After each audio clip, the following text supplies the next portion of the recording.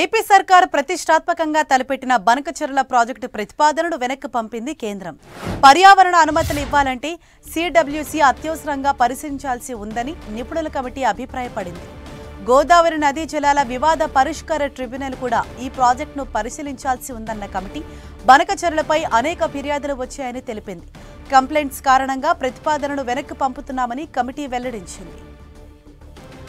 ఇదే విషయంపై మరింత సమాచారాన్ని మా ప్రతినిధి గోపి మనకు అందిస్తారు. గోపి, తెలంగాణ ఆంధ్రప్రదేశ్ మధ్యలో కొనసాగుతున్న బనకచెర్ల ప్రాజెక్టు వివాదం పైన కేంద్రం ఆ ప్రాజెక్టు ప్రతిపాదనను వెనక్కి పంపడం జరిగింది. పర్యావరణ అనుమతులు ఇవ్వాలంటే సిడబ్ల్యూసీ అత్యవసరంగా దీన్ని పరిశీలించాల్సి ఉందంటూ కూడా కమిటీ అభిప్రాయపడడం జరిగింది. గోదావరి నదీ జలాల వివాద కూడా దీన్ని పరిశీలించాల్సి ఉందనేది కూడా కమిటీ అభిప్రాయపడడం జరిగింది. ప్రాజెక్టు అనేకమైన ఫిర్యాదులు రావడంతో ఈ కమిటీ మరోసారి దీనిపైన అనుమతులను పరిశీలించాల్సి ఉందనేది కూడా అభిప్రాయపడడం జరిగింది.